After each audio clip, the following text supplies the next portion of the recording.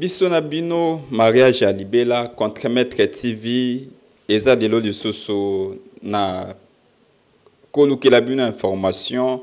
Je crois que bebele boyebi que mboka na biso ekokisi bongo 60 ans d'indépendance nango. Bandeko Mobutu, Bandeko Laurent Désiré Kabila Baleki. Aujourd'hui, nous sommes avec son Excellence Félix Tshisekedi. Na tango bandaki kosa la campagne naye aleka ki na partie est de la République démocratique du Congo. Kota rassura ki population congolaise ya côté wana ke une fois élu à côté état-major général na ekuna mais tozo comprendre que insécurité zo continuer na kati ya na province na partie est de la République démocratique du Congo. Eza bongo moko ya ba question auto ko traiter na invité na biso auto yambi lelo tokozwa pe si l'état nous est permis tokozwa proposition à loi yandeko mina kuna ndeko sakata o ememeli biso les nouveaux présidents de la CENI ou jusque-là a contesté, mais aussi nous allons prendre les dossiers Vital Kamerhe, il est encore d'actualité parce que il y a la procédure continue. Ce qui tokozala na moi tant tokobeta di solo anana mutu o to yambeli bino le loto prometa kibino que nous allons vous chercher un invité de taille mutu aza à mesure ya ko répondre biso na ba question d'ordre juridique na cadre wana de to yambi bongo Maître Jimmy Perouzi au Napé Simbote. Oui, bonjour Emmanuel. Bonjour aussi à ceux qui nous suivent. Je salue déjà au passage tous les Quinois et je salue aussi les habitants de la ville meurtrie de Beni ainsi que des territoires de Beni et de la ville de Butembo qui est ma ville. Mais pourquoi vous parlez de la ville meurtrie de Beni alors que vous parlez de la ville de Butembo normalement? Butembo semble être, c'est vrai, il vit la souffrance de Beni tout autour de lui. La ville semble être beaucoup plus, un peu calme, même s'il y a aussi des situations d'insécurité là-bas, mais Beni est demeure depuis 5 ans maintenant l'épicentre de ces massacres. Maître, nous avons voulu que vous passiez aujourd'hui dans cette émission du haut de ces micros pour que vous êtes ressortissants, vous êtes congolais certainement, mais ressortissants de cette partie du Congo. Comment vous vous sentez en voyant toutes ces personnes qui sont tuées jour et nuit, ces femmes qui sont, certaines d'entre elles, avortent même, vu le choc qu'elles connaissent? Comment vous vous sentez en voyant ces concitoyens être dans ces conditions? C'est toujours comme un couteau enfoncé dans une plaie. Et chaque information nouvelle que nous attendons sur des massacres, sur des nouvelles incursions des ADF, sur des nouvelles attaques, des nouveaux meurtres. Vous savez, en fait, ce qui se passe là-bas, c'est une situation inadmissible et ça trouble la conscience personnelle et même au niveau international. Ça devrait en fait attirer la curiosité de tous. Donc comment je me sens? Je me sens toujours mal en tant que ressortissant de la région chaque fois que j'apprends des choses qui se passent là-bas. Beni fait partie de la République démocratique du Congo. On ne doit pas donner l'impression que ce qui se passe là-bas n'est pas aussi important. C'est même grave et inacceptable que nous comprenions que les informations de la région ne sont pas relayées du tout sur la chaîne nationale. Et pourtant, ailleurs, ce n'est pas ce qui se passe. Sur CNN, si vous suivez CNN aux États-Unis, les informations reviennent de façon régulière. NBC ou d'autres chaînes, BBC ou je ne sais pas... Radio France Internationale, si un incident se passe en France, c'est récupéré immédiatement par la chaîne nationale. Pourquoi chez nous, les autorités semblent avoir peur que les peuples apprennent ce qui se passe dans la région de Beni? Ça, je n'ai jamais compris et c'est toujours aussi une autre plaie qui saigne. C'est toujours une autre plaie, certainement ça choque les consciences de ceux qui suivent les informations de cette partie de la République. Nous avons vu plusieurs rencontres entre le chef de l'État actuel, son Excellence Félix Tshisekedi, et ses collègues présidents du Burundi, Rwanda et autres, ce qui sème la terreur dans ce coin du pays, mais aussi à une disposition qui parle de l'intégrité territoriale. Pensez-vous aujourd'hui, quelle est la solution qu'il faut mettre sur la table pour arriver à éloigner la guerre ou à éloigner les tueries qui continuent dans cette partie de la République? Alors, d'abord, pour parler de la notion même de l'intégrité du territoire, c'est une notion ancienne. Elle date déjà de l'Antiquité grecque et c'était une façon pour chaque État de... Chaque État était organisé de façon à préserver les intérêts intérieurs contre toute agression extérieure. Donc, la question se pose en RDC, est-ce que l'État a les moyens, a la volonté et est en train d'agir dans le sens de garantir son intégrité territoriale? C'est une question très sérieuse que nos gouvernements, nous tous, en tant que société, nous devons nous poser. C'est une question très menaçante, à mon avis, parce que quand même, c'est désolant pour l'Est que depuis plus de 15 ans, depuis plus de, disons, de 30 ans presque, on est dans un cercle vicieux où il y a des agressions, où il y a des milices locales, où il y a des incursions, où il y a des meurtres, où il y a des rébellions extérieures comme les ADF, les FDLR et les FNL du Burundi. Et malheureusement, la situation est restée une poudrière. C'est vraiment inacceptable. Je pense que ça appelle quand même à ce que les autorités puissent prendre conscience. Ça ne doit pas demeurer comme ça. Nous devons vraiment engager la nation dans une réflexion très profonde pour essayer de trouver un plan et le meilleur afin de renverser cette tendance qui n'est pas acceptable. La solution, elle est politique, elle est juridique. Quelle est la méthodologie à suivre pour arriver à trouver une solution durable pour cette population? Nous avons, aujourd'hui on parle du génocide rwandais, mais est-ce que cette tuerie de l'Est n'a-t-elle pas excédé le niveau des génocides rwandais? Oui, alors, ce qui se passe à l'Est, c'était drame, c'était génocide, notamment ce qui se passe à Beni. Et c'était drame, c'est aussi un génocide, ce qui s'est passé pour tous ces millions de Congolais qui sont morts, qui sont tombés. Et quelle est la solution par rapport à ça? Oui, je suis d'accord avec vous que la solution doit être globale. Et je me rappelle à l'époque, l'ancien président de l'Assemblée nationale, l'honorable Vital Kamerhe, avait lancé un plan de paix sur Beni quand il était président de l'Assemblée nationale. Malheureusement, quelques temps après, compte tenu du contexte de l'époque, il avait été inversé à l'Assemblée nationale. C'est un plan qui doit être à la fois politique, c'est-à-dire qui engage les acteurs. Tout le monde doit y contribuer. Tous les acteurs politiques doivent donner leur contribution, tant intellectuelle que stratégique. Et ça doit être aussi une question économique, parce que certaines milices sont liées directement soit à l'exploitation des minéraux, soit à des rivalités claniques, tribales. Donc il faut aussi une solution économique pour les retirer des zones de guerre, les rassurer qu'ils peuvent avoir une autre vie en dehors de la Kalachnikov. Il y a aussi des solutions sécuritaires liées au fait qu'on est toujours menacé par des frontières, des puissances étrangères qui infiltrent certains groupes. Et il faudra effectivement que nous ayons la capacité d'asseoir nos services sur toute l'étendue du territoire national. C'est aussi une question diplomatique, parce que nous avons des voisins que nous ne pourrons jamais chasser.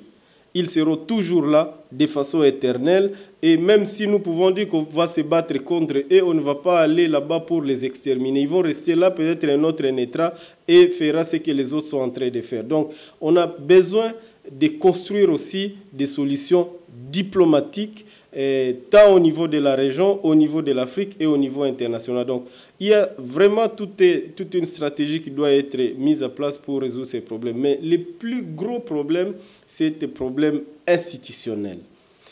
C'est-à-dire, il faut qu'il y ait une volonté très claire du pouvoir central de Kinshasa d'en finir avec cette situation-là.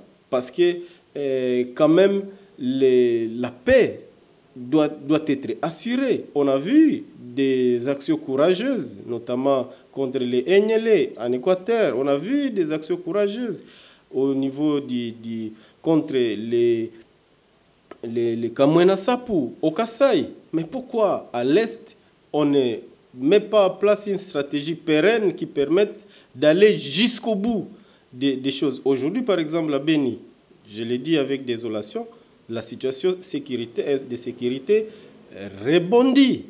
Et on a même l'impression que même certains acquis qui étaient supposés être acquis sont en train d'être de plus en plus abandonnés. Donc, il y a un relâchement et ça devient beaucoup plus inquiétant. Et donc, voilà donc ce que je peux dire en un mot. Donc, la stratégie doit être globale, elle ne doit rien ignorer parce que c'est quand même une question très grave. J'aimerais lire cet article de la Constitution. Nous sommes l'article 1er de la Constitution. Il est dit que la République démocratique du Congo est dans ses frontières du 30 juin un État de droit, indépendant, souverain, uni et indivisible. J'aimerais m'arrêter là, maître. Ce qui gère la nation, ce sont de lois. Ce qui gère un pays, ce sont de lois. La République démocratique du Congo, selon la Constitution, est un État uni à partir de ses frontières de 30 juin 1960. Aujourd'hui, 60 ans après, nous voyons un drapeau flotter, écrit, sous ce drapeau-là, il est écrit la République du Kivu. Ne pensez-vous pas aujourd'hui que ces projets que disait Lumumba, les projets de la balkanisation, qui est un projet datant, se concrétise petit à petit avec ce genre d'actes et cet abandon du pouvoir de Kinshasa? Oui, c'est aussi une déception. Je condamne très fermement ceux qui ont conçu ces projets-là. Je pense effectivement qu'ils ne comprennent pas, oui, ni l'opportunité, ni l'intérêt que cela peut emporter. Parce qu'aujourd'hui, on est déjà entouré par des pays voisins qui veulent s'emparer du territoire national, d'une partie du territoire national, tel que le Rwanda et probablement aussi le Burundi. Maintenant, vous venez avec un projet de république de l'Est, du Kivu, alors qu'on ne maîtrise même pas ni les tenants ni les aboutissants. Donc c'est vraiment de l'irresponsabilité de la part de ceux qui ont conçu ces projets. Et je pense qu'ils ne maîtrisent pas en soi les enjeux de cette question-là. Et je doute que ce soit des Congolais qui imaginent ça aujourd'hui.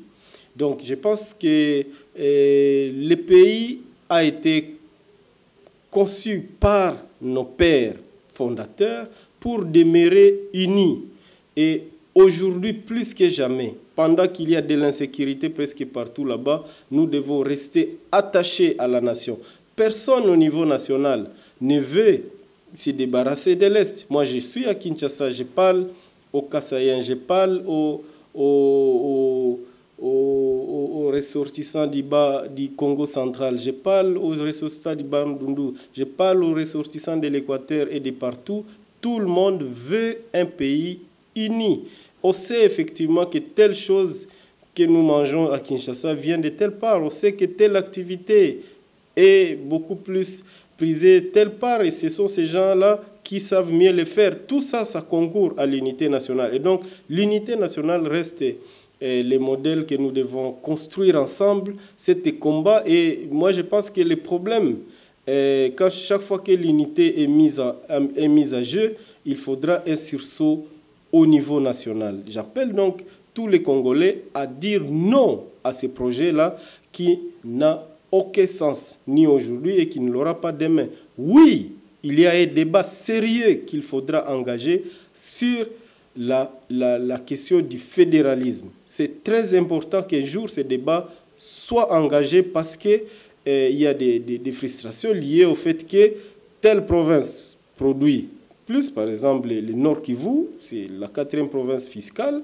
mais en termes de rétrocession, ils n'ont jamais d'abord voulu appliquer les 40%, mais on lui envoie même parfois moins qu'une province qui ne produit presque rien. C'est un problème de disparité inacceptable qu'on doit absolument résoudre. Il y a d'autres problèmes de déséquilibre sur le plan de la rentabilité, sur le plan des projets qui sont renvoyés dans les différentes provinces.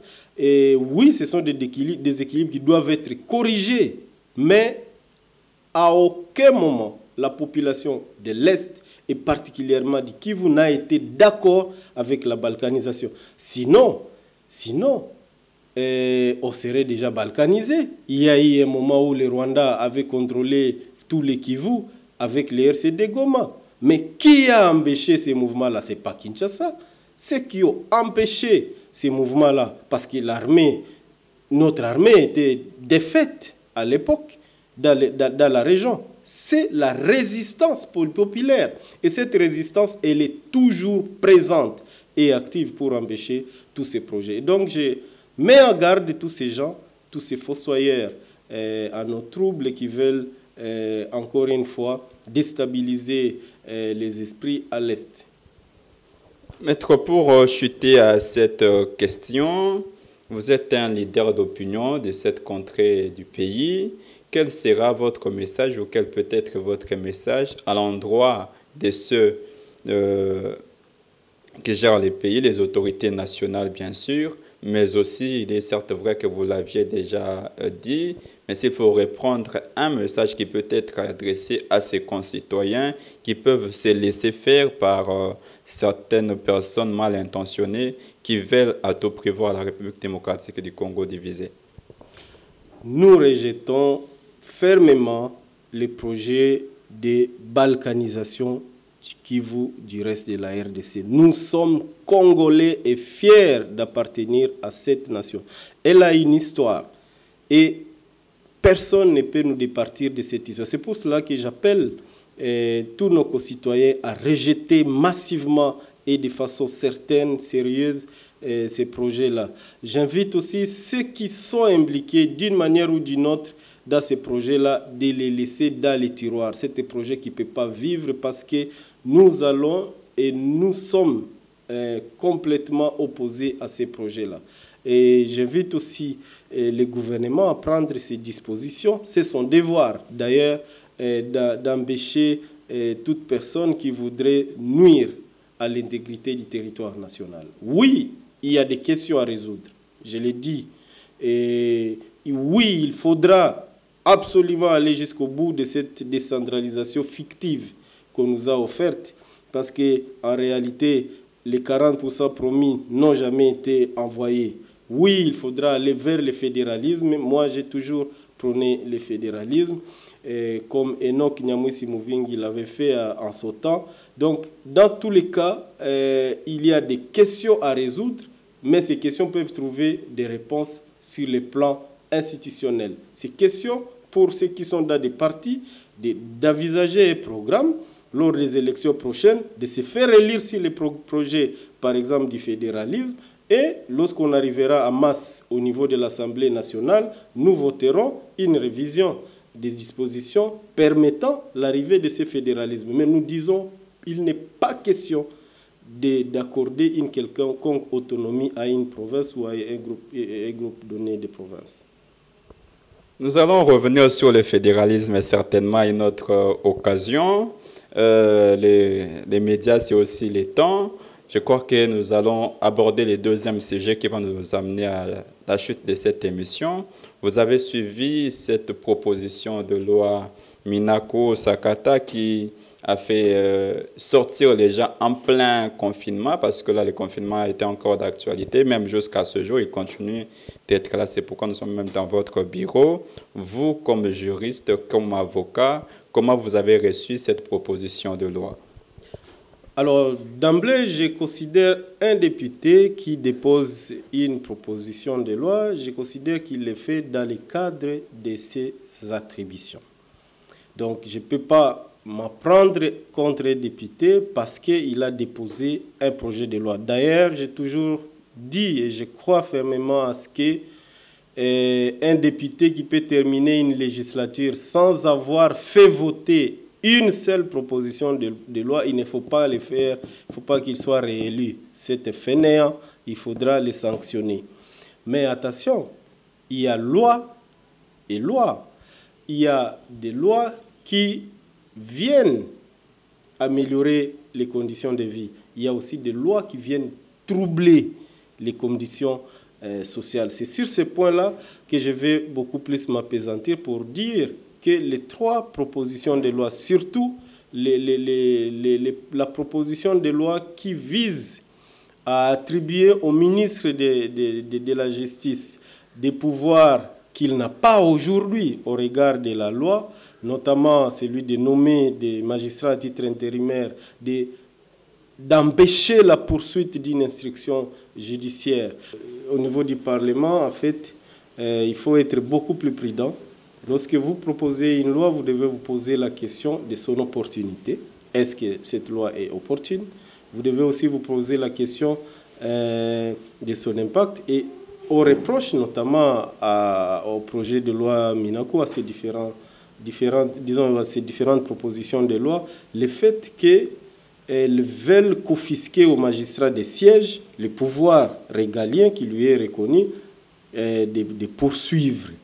Parce que lorsqu'on prévoit qu'il peut être suspendu, lorsqu'on prévoit que le ministre peut s'y mixer, lorsqu'on prévoit même cette conférence des procureurs généraux présidés par le ministre de la Justice, tout ça, ça n'aide pas à donner... ça donne l'impression en fait qu'on a besoin vraiment d'avoir les contrôles de la procédure judiciaire. Et à mon avis, ce serait une erreur. C'est pour cela que moi, je recommande, je pense effectivement qu'il est important qu'on laisse les magistrats faire son travail. Attention aussi, laisser les magistrats faire son travail, cela ne veut pas dire qu'il doit vivre dans la peur du ministre. Par exemple, dans les dossiers de 100 jours, on lui donne l'instruction et il pense qu'il faut absolument arrêter. Il faut absolument faire ceci parce que c'est ça qui va plaire. Non, le magistrat n'est pas obligé d'aller dans le sens que veut le ministre. Peut-être le ministre vous confie un dossier, mais vous estimez qu'il n'y a pas de charge. Comme dans l'affaire Kamere, le magistrat l'amène devant les juges et on arrive devant les juges. Kamere commence à lui dire pourquoi je suis là. Et lui dira non, je vous dirai à la fin. Autrement, il a fixé un dossier sans avoir des éléments. C'est un problème très sérieux. Et les magistrats auraient gagné en confiance si à un moment donné, on lui donne une mission, il revient vers le ministre pour lui dire non, moi je libère la personne parce que je n'ai pas trouvé de charge. Là, on verra un magistrat réellement indépendant. Parce que ce n'est pas parce que le ministre a le pouvoir d'injonction qu'il peut interférer dans le travail du magistrat. Les magistrats gardent sa conscience tranquille, mais ce n'est pas facile. Ça dépend de la personne même du magistrat. On a eu dans ces pays des magistrats suffisamment indépendants. J'en connais à la Cour constitutionnelle un magistrat qui a refusé de cautionner la désignation des commissaires spéciaux à l'époque, vers 2016. Un magistrat qui a refusé de signer sur la publication des résultats des élections présidentielles de 2018. Il y en a dans ce pays des magistrats capables de dire non lorsqu'ils estiment en âme et conscience que telle position ne fait pas triompher les droits. Et il en faut aussi au parquet des sièges. On n'a pas simplement besoin de magistrats qui froussent devant le ministre. Le ministre a dit, donc je dois arrêter même des personnes qui ne doivent pas être arrêtées. Non, il faut que cette indépendance soit réellement assurée. Et c'est ça que nous attendons plutôt de la justice. Il est vrai qu'aujourd'hui, la justice, le parquet reste presque sous les ordres du ministère de la Justice. Et la plupart des magistrats capables de faire le poids sont vraiment des héros. Ça, c'est vrai. Mais ce qui était grave et qui nous pousse à rejeter les projets Minaku, c'est qu'on a voulu maintenant faire une loi pour légitimer ça. C'est ça qui est inacceptable. C'est comme si on voulait dire, maintenant faites ça C'est devenu normal, comme nous le faisons déjà, et continuer à le faire de façon habituelle. C'est ça qui est inacceptable et qui a soulevé la population de l'ensemble du pays. Des questions, maître, comme ça, vous allez poursuivre avec votre réflexion, vos réponses. La première question, c'est celle de savoir, si je ne m'abuse, il y a déjà un conseil de la magistrature qui met autour d'une table tous ces procureurs. Pourquoi en vouloir un deuxième? Lequel des deux chapeautera l'autre ou sera au-dessus de l'autre? Celui qui est dirigé par, je crois, il est dirigé, le premier dirigé par le président de la République, si je ne m'abuse pas. Non, par le président de la Cour constitutionnelle. Ok, le premier dirigé par le président de la Cour constitutionnelle. Le deuxième sera ou aurait été dirigé par le ministre de la Justice. Lequel de ces deux sera au-dessus de l'autre? Ça, c'est la première question. Et la deuxième question, c'est celle de savoir la coopération entre le gouvernement et les parlements, parce que nous avons vu son Excellence Tunda Kassende être interpellé pour ces dossiers, ayant donné l'avis du gouvernement, alors qu'il semblerait que le gouvernement n'avait pas avalisé ces projets, ni discuté du projet. Bon, alors par rapport à la préséance entre les deux, celui qui est prévu par la Constitution resterait préséant. D'ailleurs, celui qui veut créer les parlements, qu'aurait pu créer les parlements, parce qu'il faut noter quand même que, pour être actuel, que ce projet vient d'être suspendu en lecture au niveau de l'Assemblée nationale. Mais celui qui aurait dû prévaloir, c'est celui qui est prévu par la Constitution, parce que c'est vraiment un projet. D'ailleurs, il y a une loi organique instituant les conseils supérieurs de la magistrature, comment ça doit fonctionner, et ainsi de suite. Donc, il reste que ces conseils à préséance. Maintenant, par rapport à la question sur la lettre qui aurait été envoyée par les ministres au niveau du Parlement, bon, là, c'est une question qui relève du fonctionnement du gouvernement. Et ça fait aussi l'objet d'un débat. Ça, vraiment, je dois l'avouer. Est-ce que les uns qui disent qu'il était en flagrance ont raison?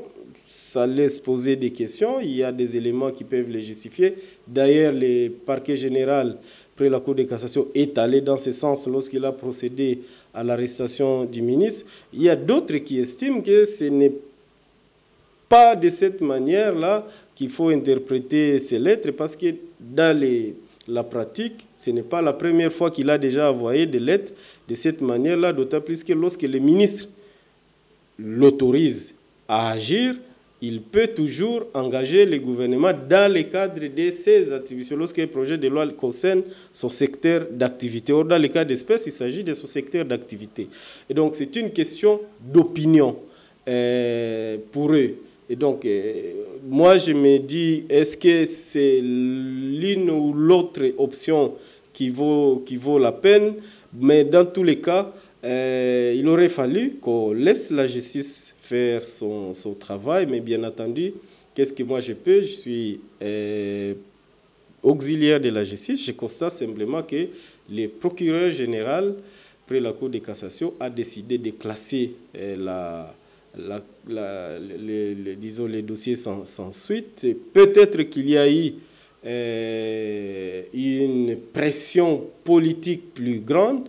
Peut-être qu'il a compris que ça ne valait pas la peine d'instruire, mais dans tous les cas, le mal est fait et la société, malheureusement, n'en sortira qu'affaiblie. Tout ce qu'il faut aussi noter, c'est que ce n'est pas aussi la première fois qu'un ministre de la Justice se retrouve arrêté vers les années 78. L'ancien procureur général Kengo Adondo avait aussi arrêté le ministre de la Justice pour des faits à l'époque qui paraissait aussi justifier son arrestation. À l'époque, il n'y a pas eu d'intervention du MPR, mais aujourd'hui, effectivement, on a senti quand même une pression politique qui ne valait pas la peine d'être exercée. Nous sommes dans un état de droit. L'actuel président prône l'état de droit aujourd'hui. Nous avons remarqué qu'avec la proposition de cette loi, après beaucoup de bruit qu'il y a eu, l'arrestation du ministre de la Justice, il y a eu à un certain moment mésentente entre le président sortant, l'ancien président Joseph Kabila et M. Félix Tshisekedi, le nouveau président. L'information a été même relayée par Jeune Afrique.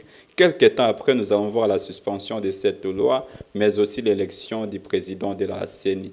Pensez-vous qu'il y a, certains pensent justement qu'il y a eu une coopération politique, là dans le sens de laisser l'un pour élever l'autre? Vous aussi, leader d'opinion que vous êtes, acteur politique, vous pensez qu'il y a eu ou pouvait-il y avoir une pression politique pour arriver à ces fins? Alors en politique, il y a toujours des compromis qui se font et souvent, parfois, des compromis qui n'ont rien à voir avec l'intérêt visé par les différents acteurs en présence. Et bon, il faut tout simplement, à mon avis, il faut noter que les compromis qu'on peut supposer, je n'ai pas de preuves, mais je suppose qu'il existerait un compromis qui a justifié l'abandon du projet de loi en contrepartie à ceux qui demandaient coûte que coûte la mise en route de ces projets de loi. On leur a laissé libre cours à la désignation du président de la CENI. Mais je dois noter que ce soit les projets de loi, Minakou, que ce soit les nouveaux leaders qu'on va proposer au niveau de la CENI, ils font quand même l'objet de contestations au sein de la communauté, l'Église catholique ainsi que l'Église protestante qui représente, en fait, il faut le noter, plus de 80% de la communauté nationale. Ils sont opposés et imposer quelqu'un avec une telle hostilité, c'est même ne pas lui faciliter la tâche. Il faut aussi craindre que, à force de poursuivre des dictats de ce genre vis-à-vis du peuple, à force de les multiplier, à un moment donné, on revienne à une ligne rouge, celle de 2016, et on soulève indirectement la population contre les institutions actuelles. Moi, je pense qu'il est temps que nous puissions commencer à réfléchir sur tous nos actes et que nous ne puissions pas donner raison à ceux qui pensent, que le but de notre pouvoir serait autre que ce pourquoi nous nous sommes battus pendant autant d'années. Vous savez, nous, de l'UNC, nous venons de loin. Nous venons d'une lutte. Nous nous sommes opposés à la révision constitutionnelle. Nous, de l'UNC, nous venons d'une lutte. Nous, de l'UNC, nous nous sommes opposés contre les agressions extérieures. Je viens de Butembo, je peux vous en parler. Et donc, nous ne pouvons pas accepter que nous impose un retour en arrière. Nous sommes dans le peuple et nous sommes prêts à mourir pour la bonne cause. Voilà pourquoi nous insistons pour rappeler tous les acteurs politiques de tous bords à prendre la mesure de la situation, à ne pas provoquer le peuple. Il y a des lignes rouges qu'il ne faudra jamais franchir. Nous sommes aujourd'hui, je crois, le 4 juillet. La RDC venait de totaliser ses 60 ans d'indépendance. C'est là que nous chutons justement. L'UNC, le parti auquel vous appartenez, vient de très loin. Aujourd'hui, vous pouvez être fiers de vous dire 60 ans après l'indépendance que nous avons évolué. Il y a des avancées que le Congo a connues, où c'est un regret et qu'il faudrait se mettre autour d'une table pour réfléchir sur comment faire avancer le Congo à nouveau. Il faut toujours dire, les 30 juin, que c'était bonjour. Quelles que soient les circonstances, les 30 juin, c'était bonjour. Parce que ça nous rappelle une lutte qui a abouti à un recul de ceux-là qui exerçaient la colonisation sur nos pères, sur disons à l'époque. Donc, chaque 30 juin, c'est une journée de fête parce que ça nous rappelle une bonne chose. Mais 60 ans après, devons-nous nous en réjouir? C'est une très grande question. Il y a quelqu'un qui avait dit 50 ans d'indépendance, 50 ans de misère. Il y a l'autre qui avait même dit que le pays a dû reculer parce que notre économie, est, disons, du point de vue du budget, était similaire au budget du Canada. Il y a d'autres qui ont dit, mais moi, à mon avis, aujourd'hui, 60 ans après l'indépendance, il y a des choses qu'on a échouées et elles sont plus nombreuses que celles que nous avons pu réussir. Il y a même un recul plus important que des avancées. On ne peut pas dire que rien n'a été fait. Ce serait monstrueux. Ce serait même dénier même notre identité. Il y a eu des guerres, il y a eu des situations qui n'ont pas marché, mais on ne peut pas résumer le tout par ce qui n'a pas marché. Le problème, ce n'est pas ce qui n'a pas marché, c'est quoi? Le problème, c'est l'avenir. Il faut absolument réfléchir pour que demain soit différent. Et j'ai aimé le président Vital Kamerhe quand il a appelé les gens à l'espérance.